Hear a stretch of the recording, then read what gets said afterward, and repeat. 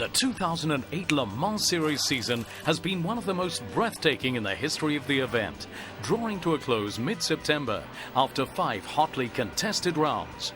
For a little under 1 hour, let's relive in each one of the categories the highlights of the 2008 season.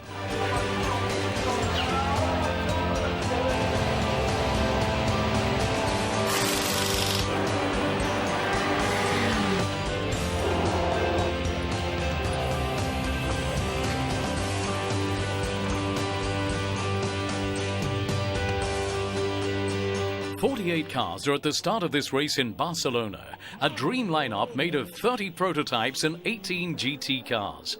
And they're off for a warm-up lap and the rolling start. The race will last 6 hours or 215 laps. Right from the start, it's a Grand Prix-like pace, with the Audi number 1 of Alain McNish slipping into second place at the end of the straight. Very quickly, the Peugeot number 7's breathing down the neck of the Audi number 1. We knew this season was going to be hotly disputed, but we didn't really expect such a battle in the first moments. In the very long straight, Nicolas Manassian benefits from the slipstream, gets out and around the Audi of Alain McNish. Manassian moves into second position. Meanwhile, the Epsilon number 20 is in the pits with some early teething problems. The two Peugeots are leading the dance. Car number 8 of Lamy and Sarrazin has begun to dig a gap ahead of the car number 7 of Genier and Manassian. And third, the Audi of McNish. During this time, McNish is in pursuit of the Peugeots that are prancing out in the lead. A tangle with the Team Modena Aston Martin damages the rear end of Sarrazin's car. He's forced to head back into the pits. The car is pushed into the garage. He'll stay there for more than 16 minutes and will come back out in 39th place. Car of McNish, meantime, pushed back into the garage, meaning the work to be done on the R10 will be important. McNish and Capello lose 9 minutes and come back out in 17th. Peugeot and Audi have each played one of their trump cards.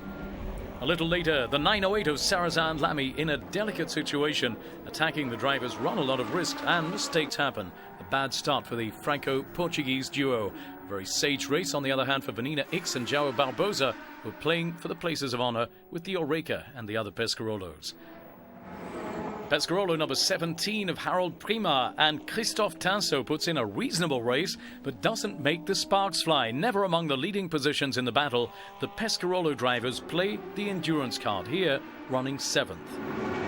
Traction control problems are hampering car number 16, but Bouillon and Collard have seen worse. They don't stop the pace, and they fight until the end to conserve their 4th place up against the Audi.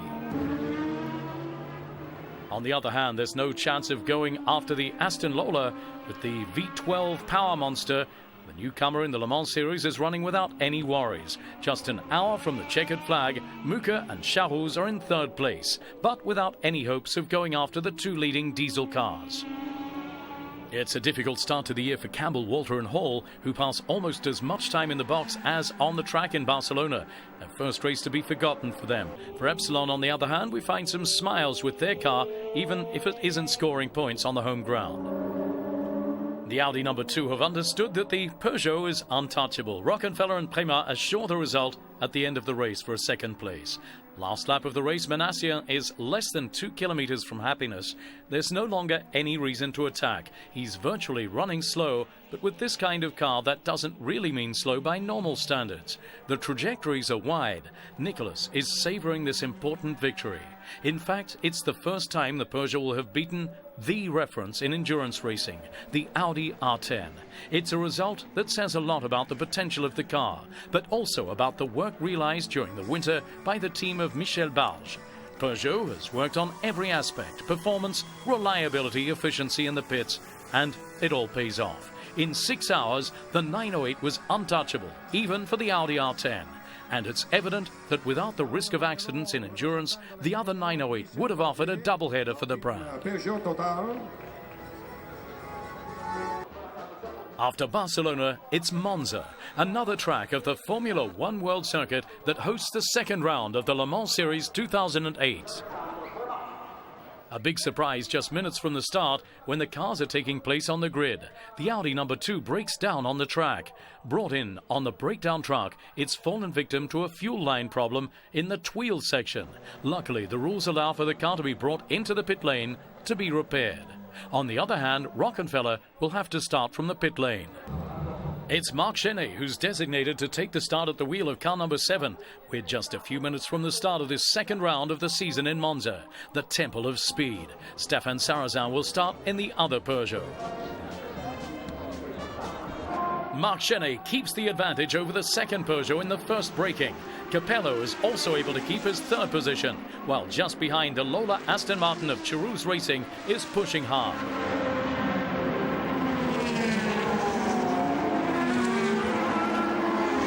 The drivers hardly have the time to take their marks when an incident hits the field. The radical of Rostand, Peterson and Leunders is stopped at the edge of the track, and the safety teams have to intervene. While no significant gaps have been dug, everything is now back to zero. And they restart. Ronaldo Capello misjudges the space needed to overtake some tail-enders. He cuts in on Vanina X. He smashes the rear end of the Audi, but manages to be able to get back to the pits for a major intervention.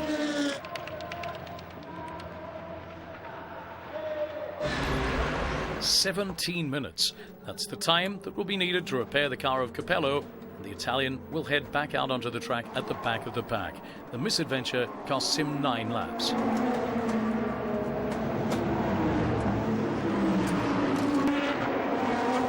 Audi begins a comeback with car number 1, but is also still working up through the pack with car number 2, which started from the pit lane. Rockefeller, helped somewhat by the safety car, is already back up near the forward positions, and his gap to the leading car is only 15 seconds. He's powering like a cannonball on the cars that separate him from the Peugeots, still out in the lead. A merciless attack on Iari, and Rockefeller is into 4th place overall. And decidedly, this race in Monza has reserved a number of surprises, because the leading Peugeot is now running slow. The car limps back to the pits, and the crew will push it back into the garage for what looks like a very big job. This is a godsend for the Charouz team, who are running in 3rd place, but unfortunately for them, reliability will also be an issue. 1 Peugeot and 1 Audi down, but there's still one of each on the track taking up the 2 leading places. Car number 8 of Sarrazin and Lamy, and car number 2 of Prémat and Rockefeller, separated by just 47 seconds, but with 1 less pit stop for the Audi. We're approaching the end of the race, and while he's 3rd overall, at the end of the straight, Emmanuel Collard loses control of the Pescarolo. The origin of the problem is a mechanical failure, but whether it be the brakes, suspension or wings, in a fraction of a second, the car became undrivable. Collard loses the control at around 300 kilometers an hour, and luckily the missile doesn't impact anything or anyone else. The car comes to a halt at the edge of the track after avoiding the worst. Cold stupor washes across the field when at around 300 kilometers an hour, Stéphane Otelli loses control of the Oreca Courage. Suspension or wings, something broke the second the Monegasque hit the brakes. The car flies through the air just millimeters from the Audi number 1, and after an incredible tumble, finishes against the safety rails. A terrible crash, but miraculous for Otelli, who escapes with a sprained ankle. There's nothing much left to say.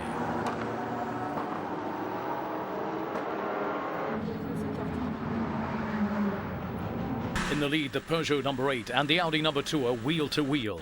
Lamy goes for the attack, and in late braking, the Peugeot is at the extreme limit of adherence, and the talent of the Portuguese driver does the rest. Pedro recovers the trajectory, passes into the lead, but is obliged to overrun a chicane. The maneuver is prohibited in the rulebook, and Pedro is forced to let Rockefeller pass back into the lead. To add a little confusion to the end of the race, just a few laps from the finish line, Pedro is hit with a stop and go. At this precise moment, the race is lost for the Peugeot number 8. Rockefeller passes back into the lead, much to the joy of his teammate and Dr. Ulrich in the Audi pits. But instead of heading back in for a stop and go, Lamy's on the attack. At the end of the straight, he attacks on the outside. The 2 cars are side by side and contact's made. For a moment, Rockefeller retains the advantage, but the Audi is wounded. The left front tire is down, and Lamy takes the lead.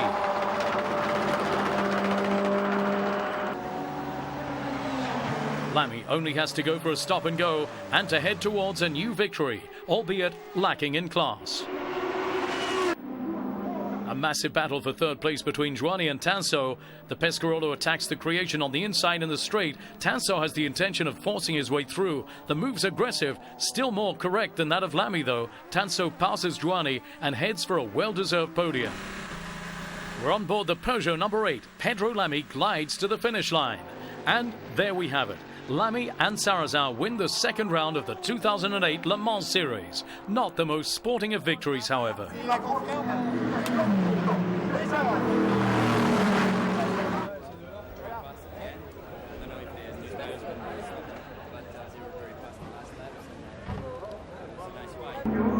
Rendezvous now in Spa for the third round of the series before the Le Mans 24-hour race. Peugeot brings in some high-class temps in the shape of Alexander Wurz and Jacques Villeneuve as backup, but more importantly, to get their hand at the 908s. Pedro Lamy leads the pack with the Audi of McNish hot on his heels. The Scotsman's the only one to be able to keep up the pace of the Peugeot in this early stage. The track is of course wide open ahead of Lamy, and right from the start he adopts a very quick pace with the aim of digging a gap ahead of his adversaries.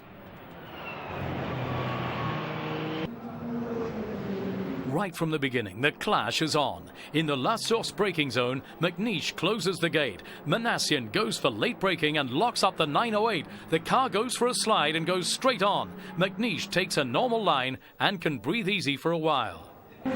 We're on board the Peugeot. Manassian goes on the outside again, and this time the attack's more aggressive, to the point the two cars finish up on the grass.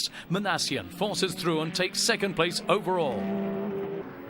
Behind, the battle's raging for the places of honour between Barbosa in the Roll Centre Pescarolo, the Creation of Hall and the Eureka of Panis. The two Peugeots are in the lead. Car number 7's at a good distance from the sister car. The new high-end temps take their seats. Jacques Villeneuve in car number 7 and Alexander Wurz in car number 8. Then it's the cold shower as the car of Wurz is smashed into the tyres. The Austrian tangled with the Audi of Dindo Capello. The race ends here for him and teammates Sarrazin and Lamy. The intervention of the Audi number 1 doesn't take long, and the safety car hasn't even left the track as Capello already takes back to the track. The time lost finally isn't a great handicap. And the horses are released again with the remaining Peugeot driven by Jacques Villeneuve now in the lead. For his second endurance race, Jacques is running well. In third place, we still find the Eureka of Lapierre and Panis. This is the third race for the team with the Courage, and thanks to their regularity, Panis and Lapierre are putting in an excellent performance because they're currently the first of the petrol-driven cars. Final pit stop for the Audi number 2 of Rockefeller and Prema. The young drivers are hanging on solidly to second place, which they already took in Barcelona and in Monza. The other Audi, driven by Capello and McNish, the latter currently at the wheel, has made it back up to 4th in general and is targeting the third place currently held by the Eureka of Lapierre and Panis. Remains to be seen if they'll have enough time to make it to the podium. There's a big fright with this tangle in the combs, which could have cost second place for Alex Prema. Pushing too hard, he hits the Pescarolo number 35 of Saulnier. Lucky for Prema, this won't have any consequences for the race finish. Last corner for the Peugeot of Jenny Manassian and Villeneuve as the car glides past the checkered flag.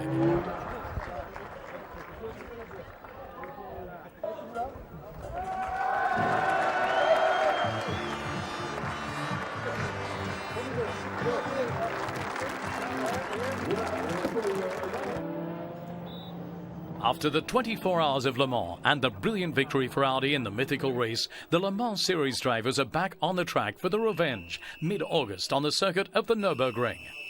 From practice, that revenge tilts towards Peugeot, who place their two machines on the front line of the starting grid. From the first few meters, the Peugeots mark their territory. Manassian takes the lead at the end of the straight, ahead of Sarrazin and Stéphane Mucke, who retains his advantage up against the Audi number 2 of Alexandre Prema. We're on board the Audi of Prema, trying to find a way around the Lola Aston Martin of Mucke. Stéphane Mucke holds firm against the Audi number 2. The German car is more efficient than the Lola when it comes to torque, and his diesel engine has an advantage in re-acceleration. But Mucke closes all the gates.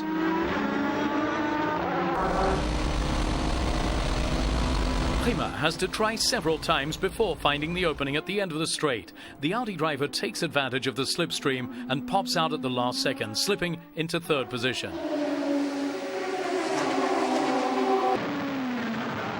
Following the round of refueling for the leaders, Sarrazin will come back out onto the track, but as he leaves the pit lane, he finds himself alongside Stefan Mücker. No question for the German to slow down and let the Peugeot past, even though he knows they're faster. A race is a race. It's finally after one lap at the end of the straight, aided by the extra oomph of the V10 diesel, that Sarrazin finds the opening. The driver of Peugeot number 8 has lost some time in this ordeal and finally finds himself behind Manassian in the general ranking. A tyre that's stripped, that's a bad sign. It's the rear left tyre of the Pescarolo of Bouillon and Collard. Luckily, this misadventure happens not too far from the entrance to the pit lane, and the Pescarolo can regain the pits without losing too much time. The multiple Le Mans Series champions are chasing a place of honour. No great surprise then that the first 4 cars are the factory boys. Meantime, at the Nurburgring, Vanina X was also very much in the running, with Liz Halliday also running in the creation number 15.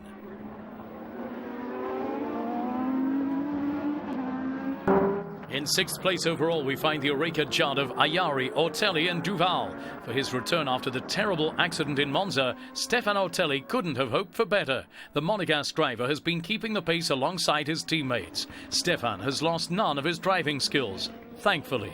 For the moment, the young Loic Duval is at the wheel. The Pescarolo of Bouillon and Collard was also fighting for 5th or 6th place, but that chance has gone out the window.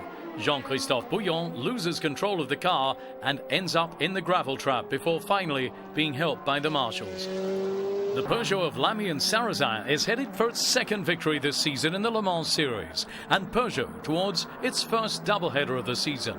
In the Audi camp, Capello knows he couldn't have done more. He won't even be able to take 3rd place, because just 4 laps from the checkered flag, his co-driver stops for a splash and dash. Last moments of the race for Stefan Sarrazin and Pedro Lamy, who take the victory ahead of Manassian and Genet. It was here last year that Peugeot took its first doubleheader. The Lionesses are back in force for the 2008 edition of the 1,000 kilometers of Nurburgring. Congratulations. In a few moments we can carry on with the 2nd podium. It's in Silverstone, under sunny skies nevertheless, that the 2008 Le Mans Series season draws to a close. Last rolling start of the year with the Peugeots setting the pace in front of the 2 Audis, and we're off for 1,000 kilometers of racing. At the end of the straight, the first tangle, and it cats among the pigeons as car number 1 of McNeish and car 7 of Manassian come into contact. The Peugeot spins, but luckily no harm's done. Manassian takes back to the track in 13th position. The first pit stops don't change the status quo, and it's on the track that the battle everyone's been waiting for takes place. Manassian slips by Prima very cleanly. The Peugeot's a tad faster than the Audi, despite the fact that on this English track, the gap's much smaller than in previous races this year. After just 1 hour's racing, there's a cold shower in the Peugeot camp. Manassian's had a tangle with the Porsche of Leeds, and the 908 is destroyed. The driver's title flies out the door for Manassian and Genet. The safety car just off the track, and the Audi-Peugeot battle is back on. In the midst of cars from all the other categories, Capello and Sarrazin are in full battle. Sarrazin screaming up the tailpipe of Capello. As they head onto the straight, the Peugeot uses the slipstream to go for the attack. Then it's catastrophe as both cars come into contact and both head off in a spin. Capello attempts to restart, but the R8 remains stuck in the gravel trap, one of the few remaining on the Silverstone track. The Peugeot's able to restart. With difficulty, Sarrazin drags himself along the grass strip before making it back to the track, but the car is badly damaged. The 2 cars can finally make it back to their pits. The Audi for a benign intervention, heading back out quite quickly. All that was needed was a quick tyre change. For the Peugeot, the damage is more serious, and the 908 is pushed into the garage. Sarrazin stays at the wheel. Mike Rockenfeller is at the wheel of the Audi number 2 and is in second place. The position will be largely enough to win he and teammate Alexandre Prima the driver's title. The two rookies of the Audi team in LMP1 this season are just a few laps from realizing the hold-up of the year. Further back, a battle's raging for spots on the podium. The Oreca number 6 is fifth, waiting in ambush with Olivier Panis on board. This is his first season in endurance racing. The former Formula One driver has just one thing in mind: finishing in style on the podium of this final elimination round. And the podium is far from being an inaccessible dream for Oreca. The situation's similar for the Pescarolo boys. Car number 16's running 6th, but Bouillon and Dumas, who is exceptionally replacing Collard, are at good pace in the pursuing privateer pack, hoping to finish on the podium. On the other hand, in the Epsilon team, the season ends poorly with a smash and retirement for Bugueno and Castro.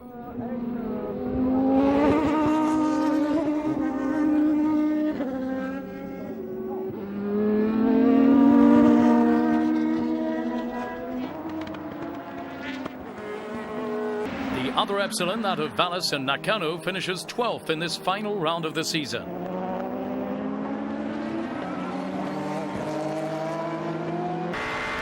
Campbell, Walter and Hall finish the season on a very encouraging note because they're 5th on home ground in Silverstone. McNeish has crept up to 2nd place overall. The Audis are thus in formation on their way to sign their first doubleheader of the season on European soil. The last part of the race is a nightmare for the Oreca team. As they're running 4th and close to the podium, Lapierre and Panis have a tyre problem, which afterwards proves in fact to be a mechanical problem, and this will glue them to the pits for long minutes. In the Audi camp, Reinhold Jost and the crew are relaxed enough to bring both cars in almost at the same time for refueling. Car number 1 of Capello heads back out, while Rockenfeller presents himself in front of the garage to leave the wheel to Prema, who will finish the race on board car number 2, heading for a well-deserved victory in the championship. The Lola of Mucur and Charus is still 3rd, while for the moment the Oreca of Ateli and Ayari is running 4th. The Oreca of the Franco-Monegasque duo is shadowed by the Pescarolo of Bouillon and Dumas just behind.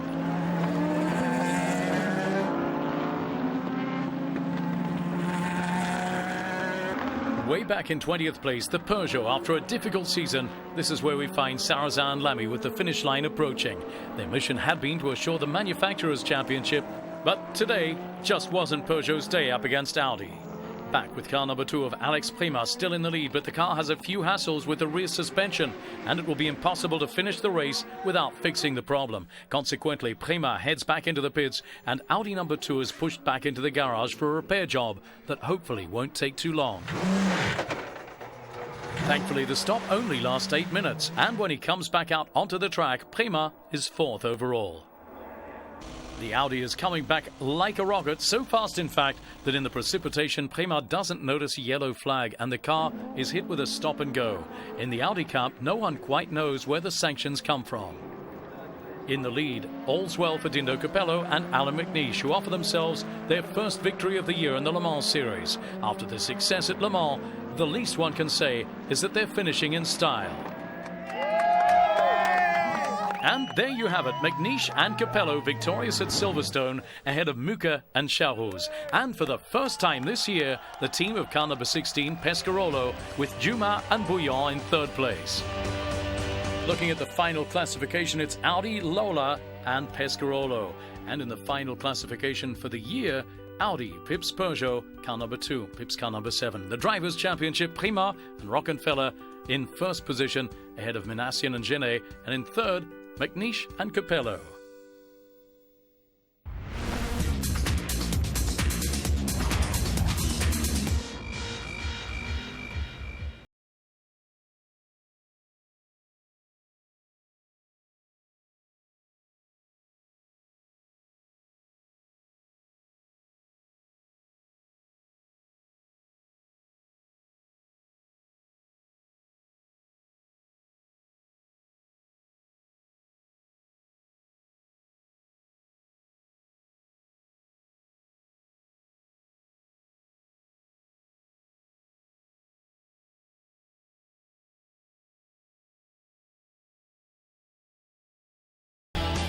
Having started from the back of the grid after an engine change that prevented him running in qualifying, Christophe Bouchou is attacking like a demon. The Celine's in top shape and the French drivers putting in excellent lap times. In second position in GT1, the only Aston Martin engaged in this race. After having accidentally provoked a problem for the Peugeot number 8, the Team Modena car pursues its course without any major problems. At the hands of Thomas Enge and Andy Garcia, it's a formidable weapon for victory. Leading the category as we approach the halfway point, the Corvette C6R of Team Alphand Adventures. The team boss driver is here for the first round, running alongside Goslar and Moreau. 1 year ago, this same car took victory in the opening round of the 2007 Le Mans Series, and Luc Alphand, no doubt, is dreaming of renewing the exploit. Antonio Garcia and Thomas Enge can't contradict that, because after 124 laps, they have to retire due to a mechanical problem. Score thus 0 for the Aston Martin, and its drivers will have to drag this ball and chain for the rest of the season. The end of the battle approaches. The Luc Alphand cars hanging on to first place. Following the retirement of the Aston, the competition's been a little less pressing. The C6R and its characteristic V8 sound are heading to a new success in endurance. Bouchou, Bornhauser and Machiavecchi finished second in this opening round at the wheel of the Labre competition Saline. Cox and Rusinov placed their beautiful Lamborghini on the third step of the podium.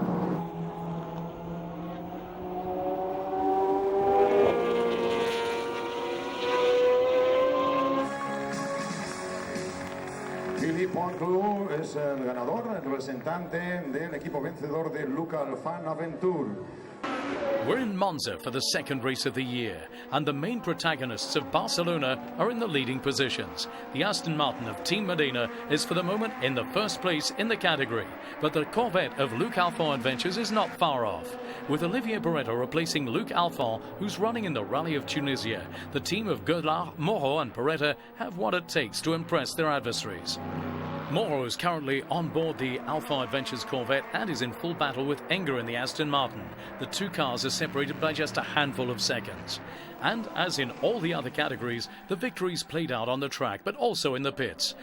Garcia and Enge take first in GT1 at the halfway point and keep it till the finish line. The team's without doubt the most homogeneous in the field, and they go on to take a well-deserved win. On Italian soil, the Corvette of Moreau, Goslar and Barretta finishes second, ahead of the other C6R of the Alphand team, driven by Blanchiment, Dumas and Manopoulos. Points for fourth place go to Cox and Rusinov in the Lambo, 4 cars at the start and just as many at the finish line.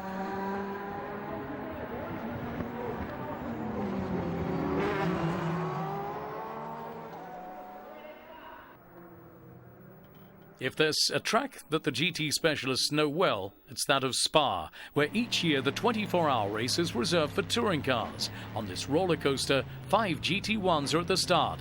Added to the 4 habitual runners, we find Hardman and Leventis. In GT1, we're on board the Luc Alphand Adventures Corvette in pursuit of the Aston Martin of the Modena team. Once again, this category, even if it's not as well garnished as the others, in numbers of cars, is one of the most hotly disputed, because not far from the Corvette we find the Lamborghini lurking in ambush, making it impossible to make any serious prognostics at this point in the running.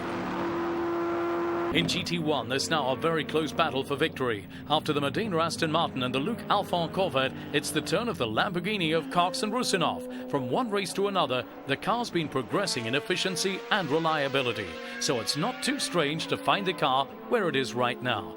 But now they'll have to try to keep that advantage.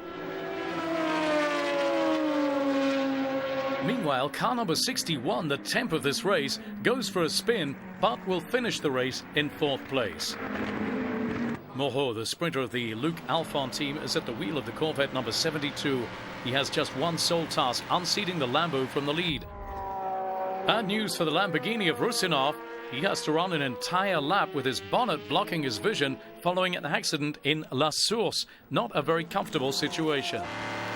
This misadventure will be costly for the team, because Guillaume Moreau's now attacking like a demon, coming back up on the Lambo. We follow the progress of the two cars in parallel, and Moreau passes into the lead of the category. He's 17th overall. Cox and Rusinov managed to save the furniture and 2nd place. Moreau, Gollard and Alphand take a second victory this season in GT1 after winning in Barcelona. Cox and Rusinov finally finished second, just ahead of Enger and Garcia in the Aston Martin of Team Modena.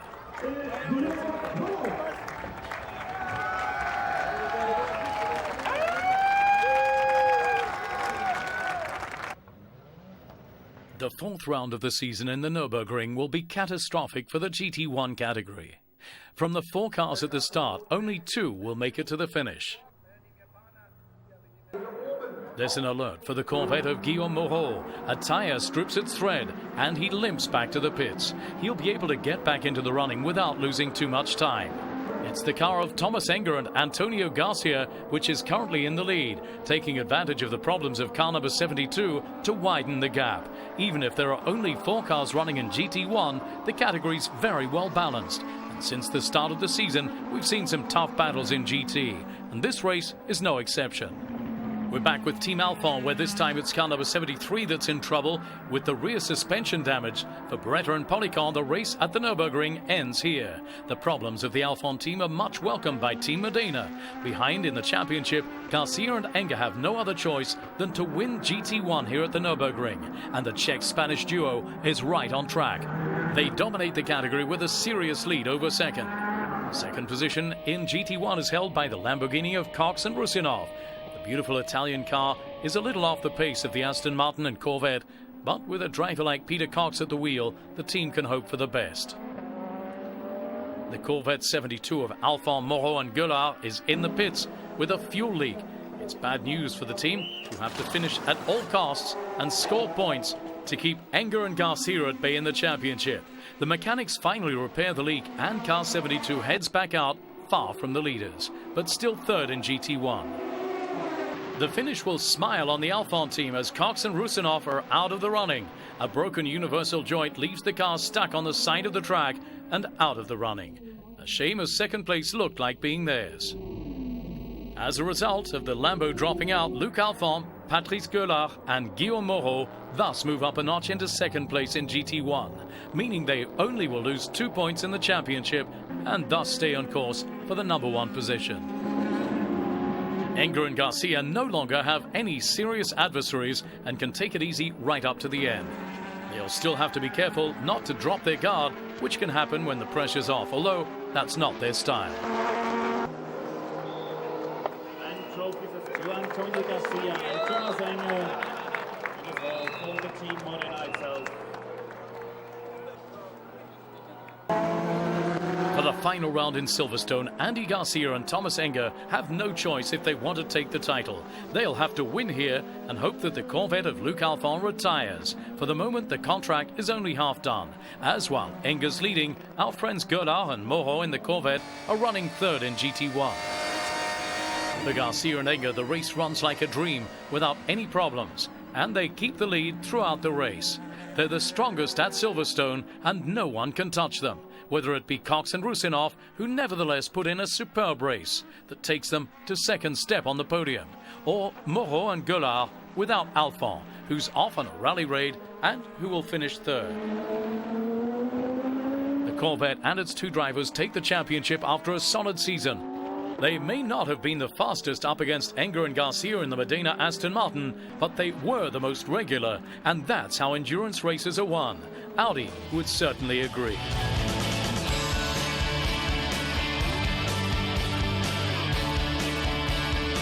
So, after the final round of the season, it's the car number 72 of Luc Alphand that takes the championship.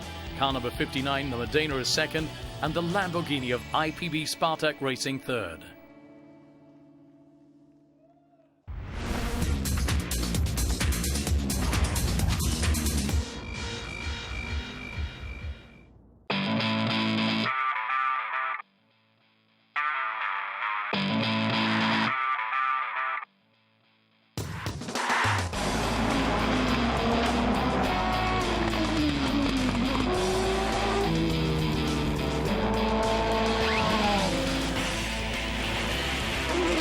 We're back with the prototypes, but this time LMP2 cars. They look to all intents and purposes like LMP1s, but they're slightly less powerful and have narrower tires.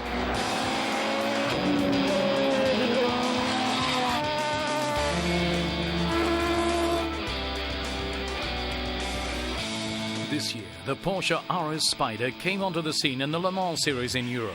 A real winning machine. It takes all the victories in 2008. 3 were running in each round.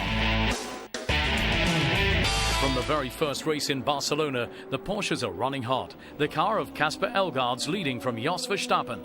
Both drivers highly experienced are wheel to wheel. Between Elgaard and Verstappen, the battle's on, and it's in the straight from the slipstream that the Dutch car manages to overtake his adversary to take first position in the category. A spin for the radical of Rostin, Luyenders and Peterson, who finish nevertheless 7th in this opening round. Fright for Didier Theys, who goes off at high speed and tears off part of the bodywork of his Porsche.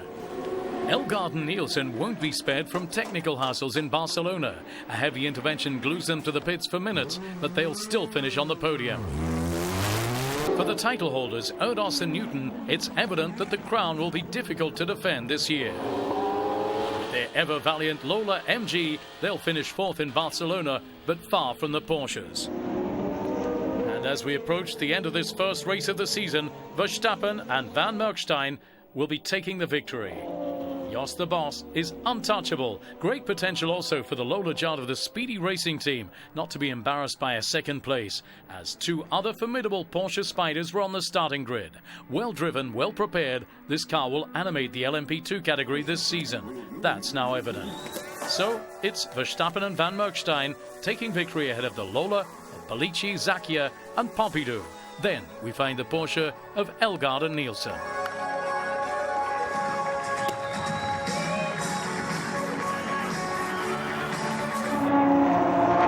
Monza, the temple of speed, and the Porsches feel very much at home. In the lead we find the Porsche victorious in Barcelona, that of Team Van Merksteijn, with Jos the boss Verstappen at the wheel. He comes to blows with a spiker, one of his compatriots. The Porsche's taken damage to the rear side and has to head back to the pits.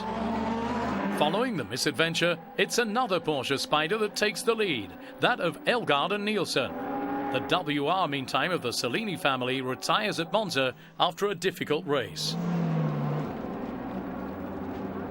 In Monza, Rag and Lahai put in a solid race and finished 5th at the wheel of the Saunier Pescarolo. Very nice race also for Erdos and Newton, who are washed up at the foot of the podium. LMP2 Elgaard and Nielsen take the victory after a solid race. Verstappen and Van Merksteijn finish 2nd. Porsche takes a triple header in Italy with Theys, Lammers and Lienhardt 3rd.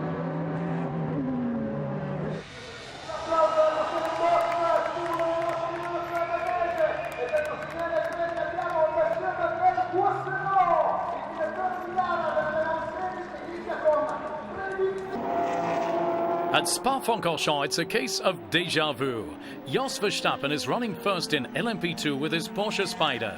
The Dutchman will have to beware, however, of the Lola Jart of Balici, which is very close and markedly faster in the straights than the Porsche. In the pits, everything's okay for Elgaard and Nielsen. On the other hand, things aren't going well for the Lola of Amaral and Pia, pushed into the box for a major intervention. Things also don't look good for Kane and Hughes, who will limp home. Problems also for Team Seba. After a superb race start, it's retirement for the Lola of Balici and Pompidou. The Porsche Spiders remain, Theys in the lead thanks to the pit stops.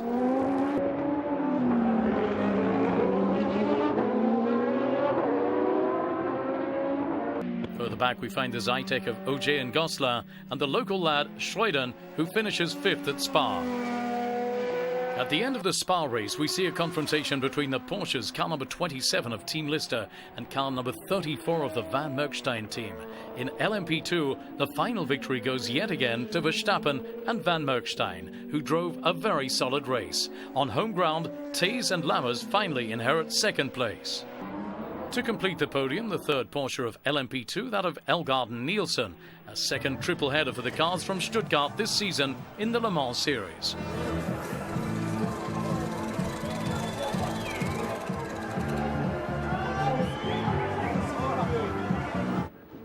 After having won in Le Mans, Jos Verstappen has the firm intention to take the title in the Le Mans series. In Germany, Jeroen Blickmolen replaces Peter van Merksteijn as co-driver. Right from the first meters of the race, the Dutchman installs himself in the lead of the P2 category. He's in front of the Porsche Spider of Team Essex, driven by Casper Elgaard here in the early running. In third place in P2, we find Andrea Bellicchi relaxed at the wheel of his Speedy Racing Seba Lola.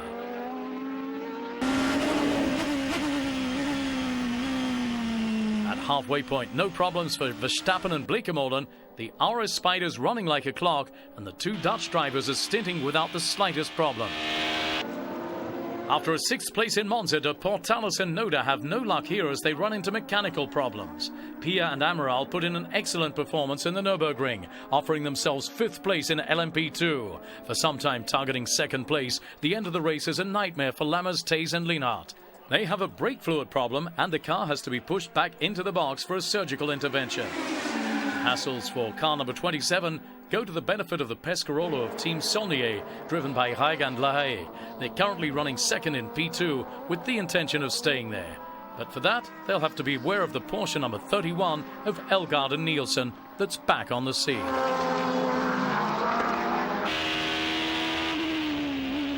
On the other hand, victory is out of reach with Bleekemolen and Verstappen dominating the category.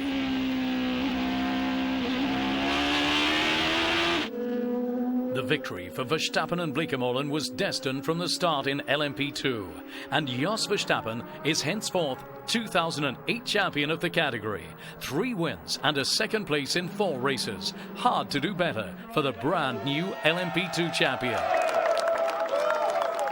One more trophy goes to the team of Merksteijn Motorsport.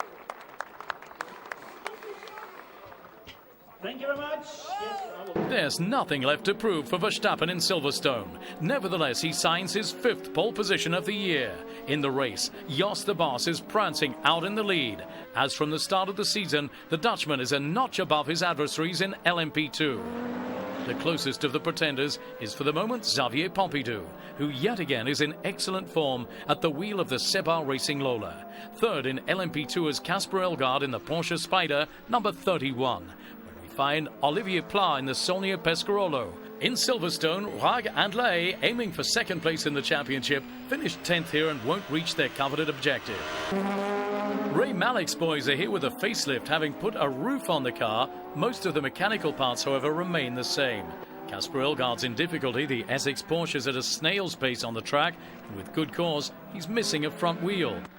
The Laura of Xavier Pompidou is smashed against the wall in the straight. The Frenchman was surprised by Rusinov. Hopes of Pompidou of scooping another podium at LMP2 fly out the window. Silverstone is the best result of the year, however, for Amaral and Pia, who make it to the foot of the podium in LMP2. Meantime, Jos Verstappen's flying high. The Dutchman heads out of the pits with a full tank and cold tyres. After just a few corners, has a tangle with compatriot Jan Lammers, who's running second in LMP2, but 4 laps from Verstappen. Third provisional place in LMP2 goes to Johnny Kane at the moment, who replaces Hughes at the wheel of the Embassy Zytek. Overall, they're running 10th. It's decidedly been a very difficult year for the Barazzi team, who finished with an impressive crash not far from the finish in this final race of the season. The end of the race is easy for Verstappen, who takes his 4th victory ahead of the Porsche Oraglister of Tays, Lienhart and Lammers. Kane and Hughes complete the final podium of the season.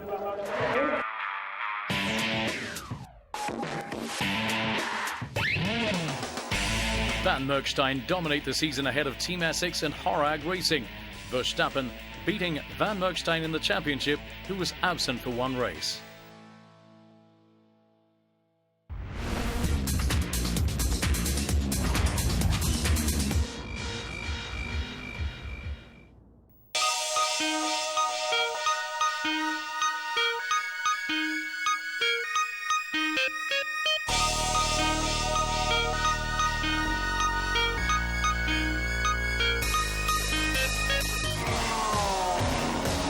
We end this review of the 2008 Le Mans Series season with the GT2 category, where once again we've seen a ferocious Porsche-Ferrari duel. From Barcelona, the Italians and Germans already cross swords. As we approach midway point, the advantage is held by the 997 GT3 RSR of Farnbacher Racing, driven by Nielsen, Simonsen and Westbrook. Surprised by a tangle in the traffic just before halfway point, car number 91 goes astray and loses its advantage. It's an identical Porsche that takes command of GT2, car number 77 of Davidson and Lieb. The Ferrari of the title holder Robert Bell is running in second position, but is just a stone's throw from first place. The least one can say is that the race has kept all its promises. Constant changes of leaders, the Porsche-Ferrari duel at all levels. The Ferrari 430 GT number 96, the 2007 champion, is in the lead and finally goes on to take the victory. Last year's title holders take the first race of the year ahead of Lieb and Davidson. Narak and Leitz in another Porsche complete the podium. Ja els tenim, anem a celebrar-ho, doncs, és el quart I definitiu pòdium de les Le Mans Series. In Monza, it's a repeat of what we'd already seen. The Ferrari 430 GT of Virgo Motorsport is leading the class. The Bell-Bruni combination, already victorious in Barcelona, is out to take victory again here. In Monza, there's the famous parabolic, a right-hander that's terribly demanding of the left rear tyres. The Ferrari of Bell and Bruni pays the price the hard way. They blow the same tyre 3 times and have to renounce the battle for victory in GT2. At midway point, we find the Porsche number 76 of Narak and Leitz in number 1 position. The Porsche of Narak and Leitz crosses the line first, but is disqualified by the technical marshals, and the victory in GT2 will go to Nielsen, Simonsen and Westbrook. They win from Eret and Kaffer in a Ferrari 430 GT. The podium is completed by the Ferrari JMB of Dowdy and Olcott.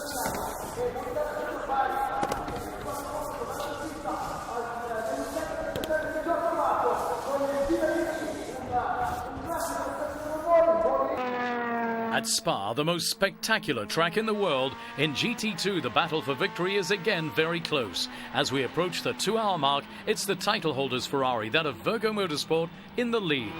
Bruni and Bell are leading for the moment from the Porsche number 77 of Davison and Lieb. The Ferrari-Porsche duel is again underway here in Belgium. The other car of Farnbacher Racing, a Porsche, this time is running third. The car's driven by Nielsen, Simonsen and Westbrook. Who will take the cake, though, in GT2? It's hard to say after passing the midway point because the order is far from being sorted. The Ferrari number 90 of Eret and Kaffer is fourth. In Spa, the Porsche of Daniels, Patlala and Sugden takes a point in 8th place. In the Spiker squadron, there are smiles as Chisa and Laudenberger finish 4th on this demanding track. Meanwhile, car number 88, the Porsche of Farnbacher Racing, is heading for 3rd place. There's a spin for the JMB Ferrari while the Spiker of Chisa tries everything to get to the podium. For the other Spiker, it's less joyful as Coronel and Kelleners won't take any points here in Spa. The last change among the leaders happens an hour from the finish. Currently, the Porsche number 77 of Lieb and Davidson is second, but they still have a good chance for victory. It's of course the Ferrari of Virgo Motorsport that's leading in GT2. Bruni and Bell, already victorious in Barcelona, are looking to double up on their bet here in Spa, and they're well on their way to succeeding. After 1,000 kilometers of racing, it's an unbelievably close end to this round. A second win for the year for Virgo Motorsport. In the end, a split second ahead of Davison and Lieb. 3rd place in Spa goes to Felbermeyer and Reed.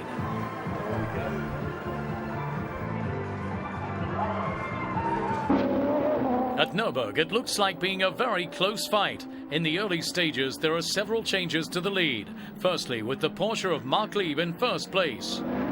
Despite this tangle at the start of the race, Kelleners, Dumbrek and Vasilev take the Spiker to 5th place at the finish in GT2 at Nürburgring. The race is marked by close calls such as these ones, contact being the order of the day.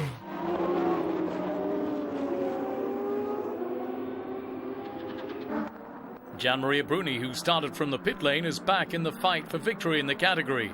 Friday, the Ferrari had a fire and was partially destroyed. Not having run in qualifying, they started from behind the pack, but after less than an hour's racing, they're already up at the front. Behind, the Porsche of IMSA Performance is installed in 2nd place and pushing. Another Porsche, that of the official factory driver Lieb, racing here with Davison in 3rd place. Then a Ferrari yet again, the number 99 of the Monegasque JMB team, driven by Orkot and Dowdy. In this order, the 4 first cars will cross the line. It's the 3rd victory for Bell and Bruni in 4 races. They only have 3 points lead in the championship over their closest rivals, Davison and Bruni. The last round in Silverstone will be a hot one. Management of Virgo Motorsport. Again, congratulations, gentlemen.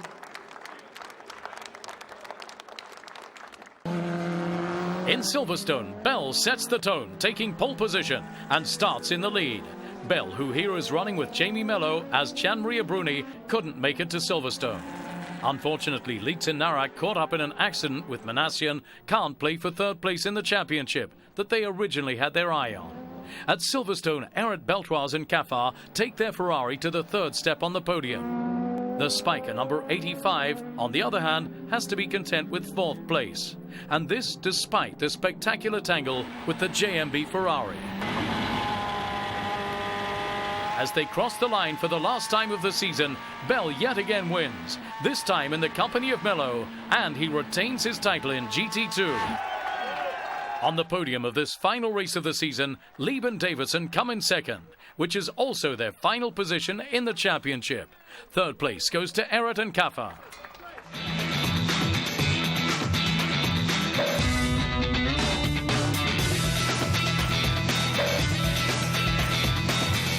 So there we have it. Virgo Motorsport takes the championship from Team Felbermeyer Proton.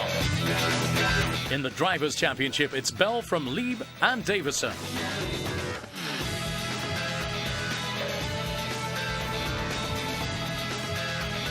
So there we have it for what's been a breathtaking season right till the very last minute. Join us again next year for the 2009 round of the Le Mans Series.